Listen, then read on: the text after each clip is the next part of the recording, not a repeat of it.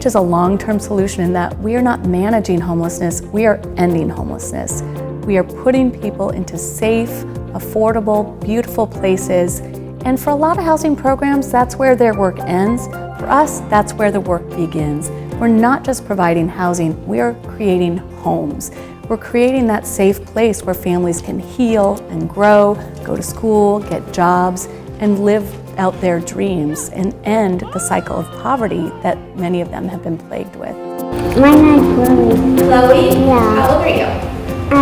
4. You're 4. My dad died when I was 5.5, and my mom was doing her own thing, had problems her way, and I didn't happen to see her until I was about 17 again. So I slept on the streets 50% of the time, or I'd be able to get enough money for a hotel room, or somebody would let me stay in their couch or in their garage or in a car. I left home at 14, and when I was 23, I was losing my apartment.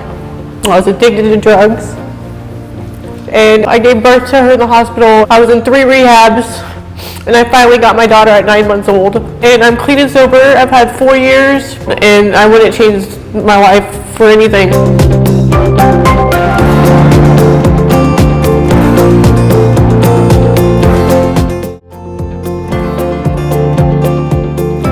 We're especially proud of the support that we provide to the children of our families.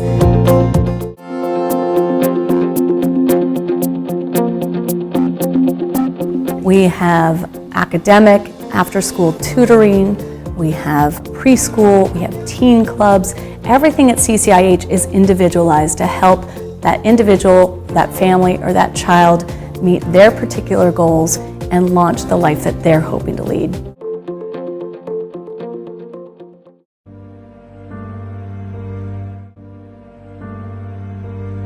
Me and my mom didn't get along too well. I was adopted at 5. I moved out about 12 years old. Every mother wants better for their children, and I felt like no matter what I did, no matter how bad I tried, it's just like I feel like I failed. So I feel like I failed them when we were staying in like the car. My kids were getting sick, I was getting sick. I would tell them like, oh, we're going on another vacation, and I'll try to make it like as fun as possible. But it was hard. It was like I don't even know the word it was, I'm like, I don't want to get emotional. I don't like crying. So when I met with Janice the first time, all I saw is a young lady about 4 or 5 months pregnant. So I saw her, and the minute that she spoke to me, she's like, I'm hopeless. I'm living in my car. I have a baby. I don't have no money, no job. So she just said, I'm giving up on myself. And the minute that she said that, that empowered me more to help her and find her a place. And I refer her to a shelter, a local shelter, and I knew that she was going to be safe meanwhile. That's beautiful heart.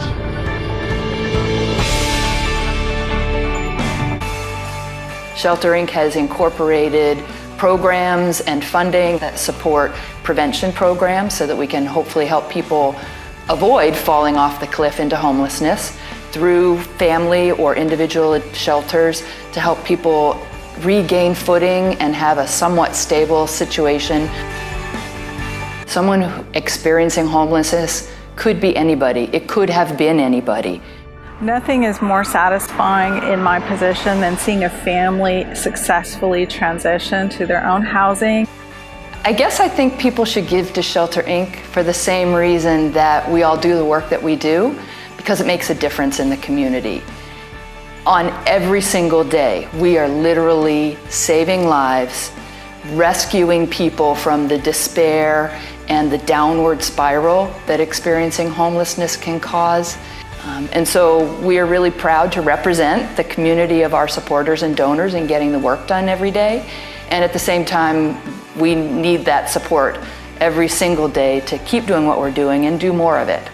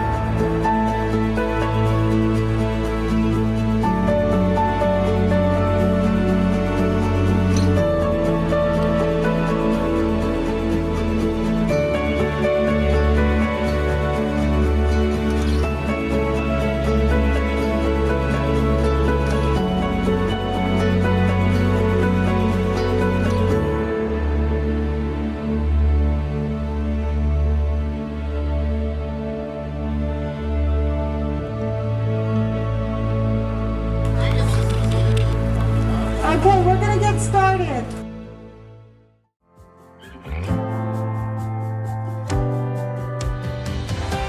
I am Deborah Gregg, and I am an alcoholic and addict. I give all praises and thanks to God. My name is Diana, and I am a grateful recovering addict. Truth. Addictions destroys families. Truth. Options restores families. I am a graduate of Options who has been blessed to be an employee for the past 15 years. I've always believed in my heart that Options is in the life-saving business.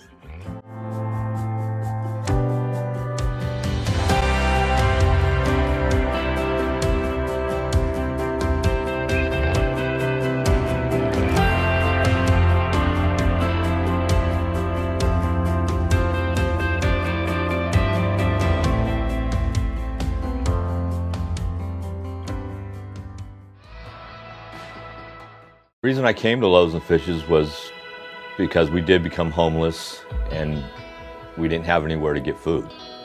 And that's why me and my wife ended up coming here. Like if I haven't had this place, I'd honestly be like really hungry all the time, like I was before. We serve individuals who are homeless and very low to low income individuals. I came to Loaves and Fishes because I became homeless. And I'm so glad, so grateful for this place and for all of you, the family. It feels like I found a home here. Okay, I always know that Loaves and Fishes doors are always open to help out everybody. Really helps fill a gap, and it's helped me financially a lot. The people that work here are really nice. You kind of get to know them, and I don't feel like embarrassed asking for a toothbrush. They ask you, oh hi, can I get you this? Our newest program is our culinary arts program for individuals that are experiencing some type of barrier to employment. Our goal is to get individuals back to work and working in the culinary industry. 7 years ago, Donna Colombo created Trinity Center in the old parsonage of St. Paul's Episcopal Church to serve the homeless and working poor with lunch, shower, and access to washers and dryer, and more importantly, as a front door to social services in Contra Costa County. And what a beautiful new front door it is. After 3 temporary homes, Trinity Center moved into our new home located in St. Paul's Commons, a low-cost housing facility on the St. Paul's property. The COVID-19 pandemic has dramatically increased the number of service recipients and new member enrollments. Year over year, demand for services have increased 30%, and new members are up 15%. Additionally, there's been a 30% increase in the numbers of members who are chronically homeless, and 50% increase in the number of women the ages of 55 plus. As a result of the COVID, a newer population is emerging among men the ages of 25 to 45 who are not necessarily chronically homeless, but are experiencing significant economic challenges. Trinity Center knows that the community need will continue to grow and are working to adapt their programs to meet the growing need in the community, including the use of technology and newer service partners. St. Timothy's has traditionally been a reliable financial supporter as well as a source of many volunteers to assist with the various programs.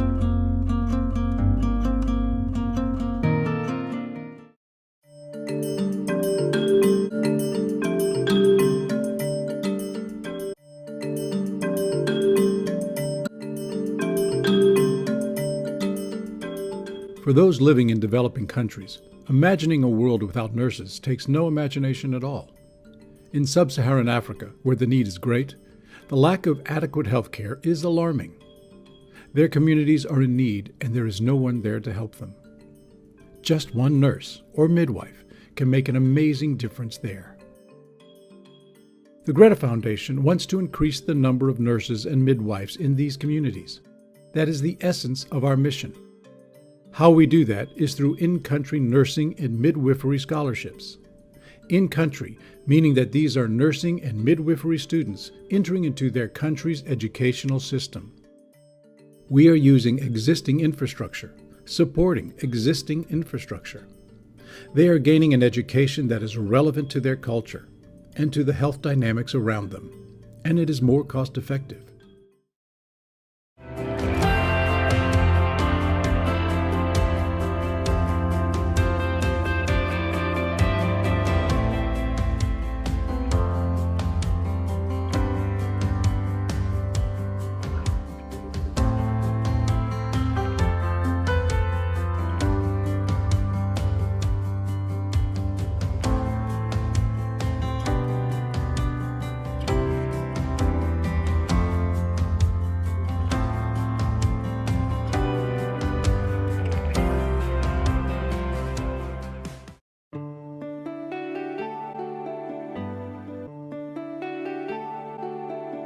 The Comfort Cub idea came to me after I lost my son. My little boy George died the day he was born, and along with the obvious emotional pain you'd have of losing a child, I got some surprising physical symptoms. My heart literally ached and my arms ached, and I had no idea why that was happening. So when you get a weighted object in your arms, it actually does something chemically in your brain that causes your neurotransmitters to fire in your brain, and it sends out dopamine and serotonin, which are the happy hormones, and that helps you to feel much more calm. It allows your breathing to slow down, it allows your heart rate to slow down, and you get an overwhelming feeling of wellness and calm.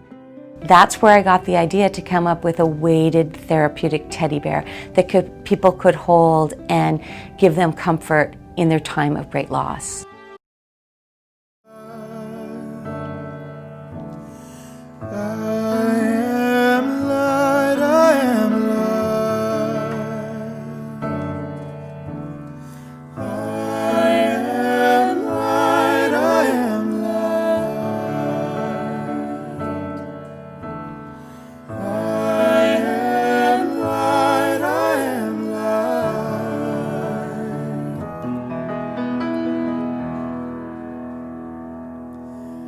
I am not the things my family did. I am not the voices in my head. I am not the pieces of the brokenness inside. I am alive. I am alive. I am light. I am light. I am light. I am light. I am light. I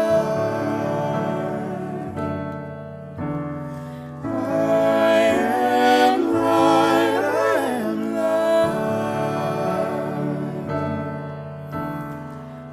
I am light. I am light.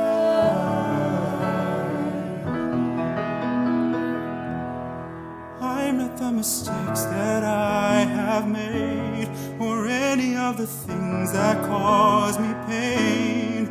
I am not the pieces of the dream I left behind. I am light. I am light.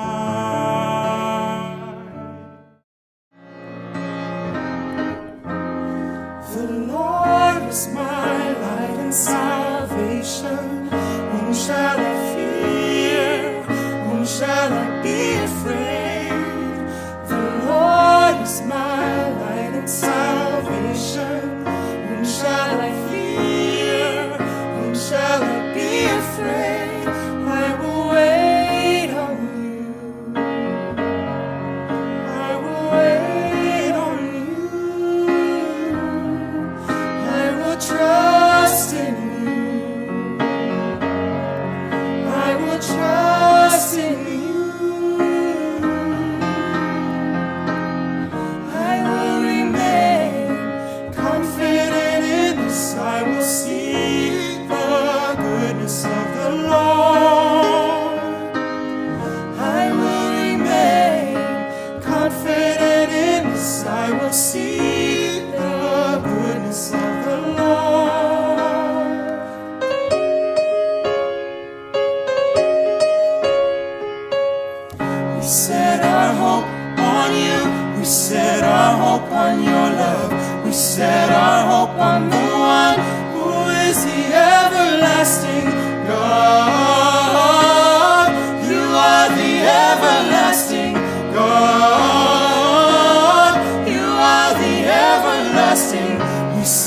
our hope on you.